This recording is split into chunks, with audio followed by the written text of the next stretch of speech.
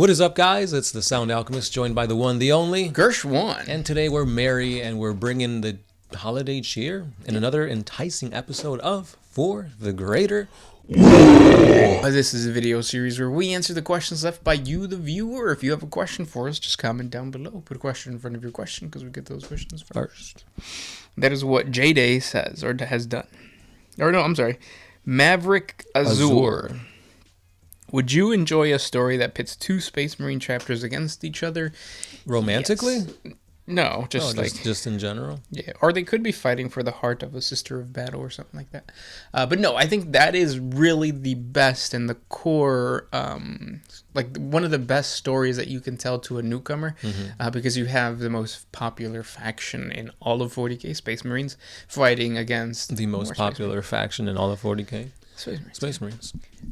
Not Chaos, though. I think like there's like a little off-putting feel or vibe off of like... Because if you put chaos and you're like saying good guys, bad guys, but there's more than just that. Yeah, and the best examples of that come from the Bad App War. Or no, is that the Bad App War? Yeah, with the Mantis Warriors and Luft Huron.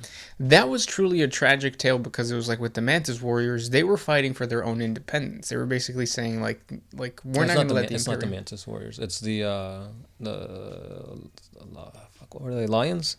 No, so the Mantis Warriors are the ones that were actually fighting for that. Right. And then it was the Saber... Wait, what is it? Whoever Luft Huron was in charge of. It's like they're gray and blue. Lion sables? Something like that. But that chapter, that's the assholey chapter. But the Mantis Warriors were not. They really were just like, no, we're trying to be independent. Don't like mess with us, bro.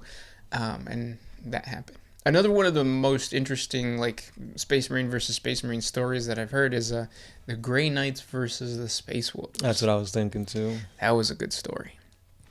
So yeah, I think it happens, and I think it's probably one of the best stories to tell.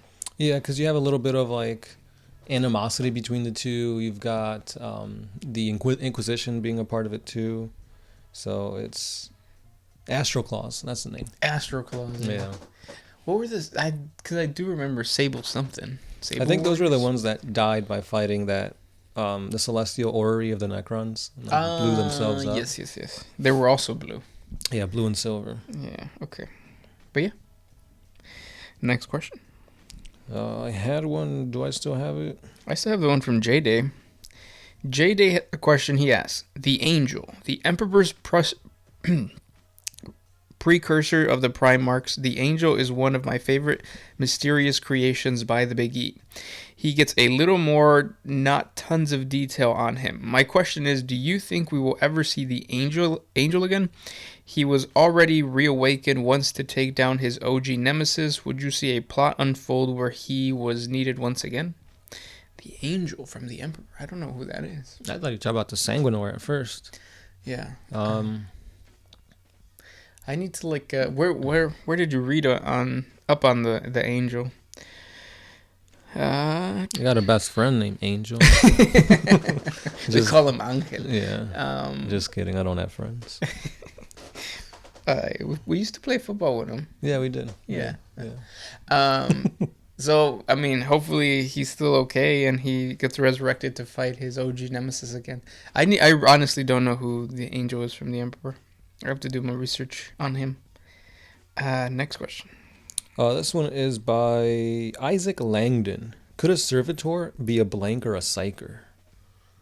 A blank, maybe. Yeah, but I mean, Servitors get made that way, and I don't think they'd like waste a blank or a blank or a psyker like that. That's true.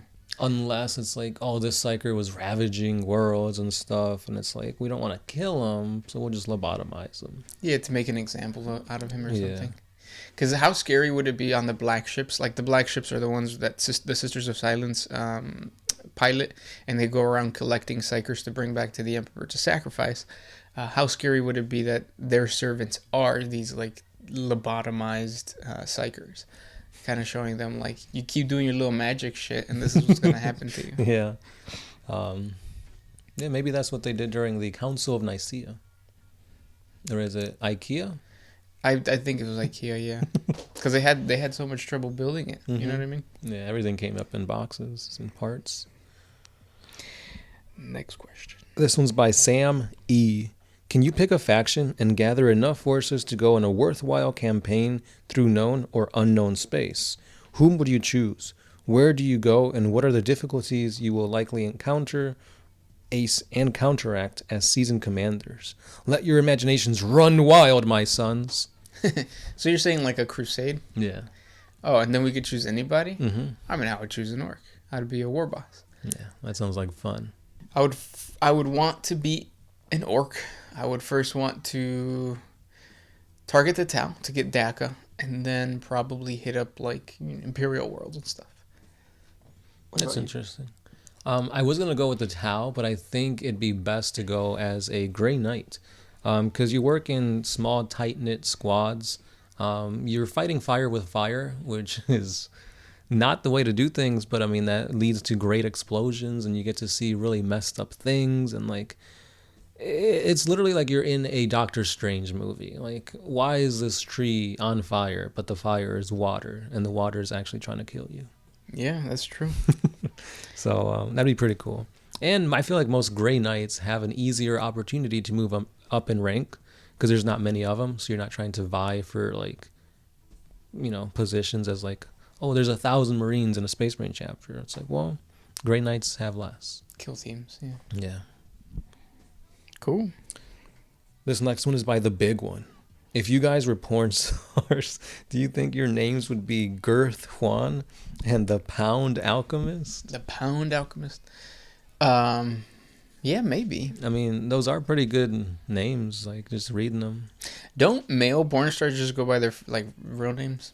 Oh, like Johnny Sins. That's his real name. Mm-hmm. Mandingo. I mean, wait. What's the name of a porn star? I don't know any. So. Right. This question comes from Fohammer, or Frere Fohammer. What chaos god would the Muffin Man most likely fall to? The Muffin Man. The Muffin Man? I can't do it. How about the one that lives on Drury Lane? Oh, that Shrek. Yeah, that's what I was thinking of too. The Muffin Man would probably be Slanesh. I feel like he's gluttonous. He's sweet. Yeah. Slanesh. Mm-hmm. We'll go with Slanesh. Don't demonetize us, YouTube. We said Slanesh. Next question. This one is by Brian B. Would you guys like to hang out with Cyphus Kane, hero of the Imperium? Jurgen can be there as well. No. Nah. If I were to hang out with anybody, it'd be a thick Tau Earthcast. Same. But like so thick that gravity is warping to her, and it's like distorting reality. So Doja Cat. There you go. Yeah. Mm-hmm. Doja Cat is our modern day thick Earthcast warrior. See, that's somebody that you guys should target, not Henry Cavill, to like promote 40K stuff. You guys are barking up the wrong tree, man. I'm already picturing like fan art of a Tau as Doja Cat. Or Doja Cat as a Tau. Please do that. I might go out there and try to do that myself. Learn how to edit and animate just for you guys. To get some big booty Doja Cat. Oh no, GW's gonna come after us though. Yeah, she could, or he could. It could. The entity that is GW. James Workshop, is that their mascot now? James Workshop? Mm-hmm. Oh, Games Workshop. James Workshop. There's a James Workshop? Yeah, they're like promoting him or something like that. I did not hear about that. I don't know. Yeah, GW. Juan Jose Mendeville says, how is the insurance plan in 40K? Do they have full dental, spare limbs, clones in the fridge, prosthetics in the shelves, big DACA for inadequacy? Because the Imperium is so capitalistic and stuff, it's kind of like here in America where like you don't get that great of health insurance. Mm-hmm. At the end of the day, you're just paying a little extra off of your paycheck, and by a little extra, I mean like a big chunk of your paycheck goes to healthcare, and you used to have to pay like a $3,000 deductible, and it's not even worth going to the doctor. That's why it's a witch doctor. Witch doctor? That doctor. This one's by Evangelium. What's the difference between an invulnerable save and a feel no pain? Feel no pain still exists? They word it differently, but yeah, some units still have that. So basically, an invulnerable save, lore-wise, is like, I've got this relic that creates a force field. Feel no pain is you actually take the wound, but you're so tough and tanky that you still keep trucking. Yep. You want both. Mm-hmm. Yeah, you would. Because if you have your invulnerable save and it goes through that, you could still take your feel no pain, and you could, ignore it that way. So the more you have, the merrier you'll be. Just worship Nurgle because you basically get a feel no pain. Yeah. This question comes from Dun Krill. Exactly how windy is the Windy City? Chicago. Greetings from cool, breezy Stockholm. So Chicago right now hasn't been that windy. We've had a lot of storms in the Midwest. Deadly storms, obviously. I think most people probably found or heard about them. So right now Chicago's pretty okay. Yeah. Like, we haven't even gotten snow yet. No, I know it was 60 degrees the other day. Mm-hmm. I kept seeing those memes of like little kids saying, "When I grow up," and then an adult saying, "Boy, it's 60 degrees in December. You're not gonna grow up." Yeah. Yeah, it's the end of the world, guys. It is. Ali Parada says, if you could marry one of the Primarchs, which one would you marry? I think I'm stuck between Fulgrim and Sanguinius.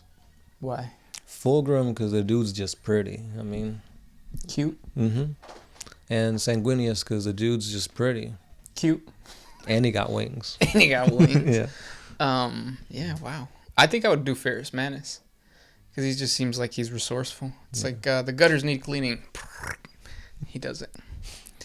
I guess... What's Hephaestus? What's Hephaestus? The Iron Warrior dude. Oh, Hephaestus. Yeah. He would be kind of cool too. Damn, this is going to drive me wild now. You talking about the Iron Father? Yeah, what's his name? Hephaestus. It's not Hephaestus. He's basically written off as Hephaestus, right? Yeah. Perturabo. There you go. Okay. Hephaestus. Next question. Okay. Yeah. Next question. Do you have one? This one's by Shovi. If the Ultramarines got some Astartes from the Purged Legions, as you said, then are there any examples of these new Ultramarines having any quirks, powers, or just acting a bit odd because of the gene seed they got didn't come from Gilliman, but from the Lost Primarch? No, not really. I think that also goes with the whole, like, psycho indoctrination and, like, mind warp telepathy power stuff that Malkador was doing. It would be cool if that was the case. But yeah, so far, as far as I know, there hasn't been any types of, like, deviations from the norm for the Ultramarines. Yeah. Next question comes from Luis Gonzalez. I know Warhammer Plus has gotten a lot of hate. Did you watch all of the Angels of Death? If so, do you like and feel it represents the Blood Angels well? Also, what Space Marines are like? No, I'm not subscribed to Warhammer Plus. Neither am I. I just saw the free preview of the Orc Hammer and Bolter episode. Oh, yeah. Which wasn't... Like, if they were going to show you a free preview, they got to show you something good and enticing to bring people in. That was not it. Yeah. But from what I've seen, Angels of Death is the best thing GW has on Warhammer Plus. But yeah, I wouldn't be able to answer the rest of it. Yeah. Maybe one day we'll get it. Astartes too. Next question comes from Dan D16. How do the Psi Titans differ from regular Titans? Do they shoot warp stuff at enemies? Yep. Mm-hmm. You got it. Yeah. Pat yourself on the back for that one. Next one. This one is by Damned Legion. What's your opinion on a young rogue trader who has become a space marine and climbed the ranks to eventually become a watchmaster in the Death Watch? Diplomacy with Bolter and Blade. A rogue trader probably wouldn't turn in or go towards becoming a space marine because if you have, I think it's called a warrant of trade by the Emperor, which makes you a rogue trader. Mm-hmm. That is like something that is passed down from family to family, or like family member to family member, and it's something that is really sought after. Like it's basically like a Willy Wonka gold ticket, minus the dying and stuff. Well, I mean, you could die, but I don't see them giving that up. Right. Like you've got too much of a good thing to just be like, nah, I'm gonna try and do this. Yeah, you're almost, because remember, you get brainwashed. So it's almost like saying the ruler of a nation joining the military once he's already like become that. Right. Even though technically they are like head of the military or whatever, like they're not gonna be on the front lines. Right. Next question. Oh, this one's by Adam Parton. What happened to Sanguinius's body? So, first things first, I'm the realist. That's a very old meme. Wow. It is. Nobody even talks about Nicki Minaj. Is it Nicki Minaj? Is it? I don't even know. Or is it Cardi? No, Cardi wouldn't say that. Yeah, we know her. She wouldn't say that. Yeah. No, but yeah. So Sanguinius was dead, and his body was like a holy relic. But now they've kind of retconned it and said, well, he's in a near-death state, and now his body's in stasis. Yeah. So what's what? I don't know, man. I just want Sanguinius back. It was Iggy Azalea. Oh, it was. Yeah. Ugh.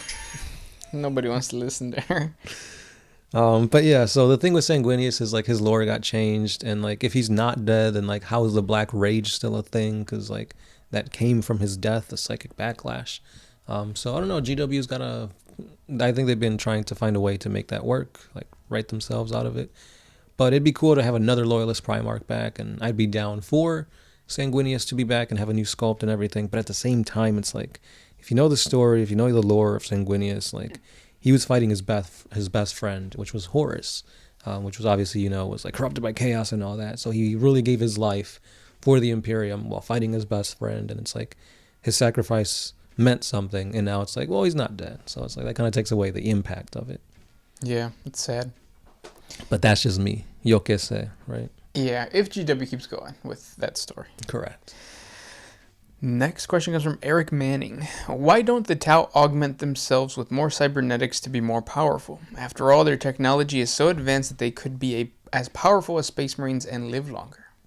Yeah, they could have more cybernetic augmentations, but I think they're trying to keep the Tau different than just like being a Xenos Admech army or going full-blown Necrons, So I think the Tau are just going to keep their technology to suits and AI as opposed to actual augmentations on their bodies. Yeah, and I think, like the Tau just value their biological forms a little bit more, and they kind of honor that tradition of harmony between the different castes. Like each one is biologically different, but that's a positive thing. Right, because there's no interbreeding. At least the ethereals have dictated to keep everything amongst your class. Yeah, and it's kind of like, well, it's pointless for me to try to augment myself to be like something that already exists. Like, I'm not going to augment myself to be a better pilot if I'm an earth cast, because like that's what the water or the air cast is for. Whereas like within the Imperium and other factions, it's kind of like, we want to do it all. Right. We want to become Belisarius Cawl, who's basically just a brain. Yeah. Yeah, I guess that's kind of like them keeping to their identity. And then last question. You got one? Ramon Alvarez. If the Chaos Gods went to war with each other, what would happen to the Warhammer universe, and which god would win? They already are. Yeah, it's been this whole thing. It's them at war. They're trying to one up one another, and it's just the wheel of chaos. Sometimes Khorne's winning. Sometimes Nurgle's winning. Sometimes Slaanesh is on top. Sometimes Slaanesh is on the bottom. Sometimes it's both, side to side, up and down. Power bottoms are always appreciated on the wheel because it gives a lot of thrust. Yeah, traction is key. Yes, very much so. But yeah, it's a constant struggle, and it happens every single day. Right. Those were the questions for today. If you guys have more questions for us, please comment down below. Thank you guys so much for watching, and we'll talk tomorrow. Yeah, this has been the Sound Alchemist, Gershwan, and we are out.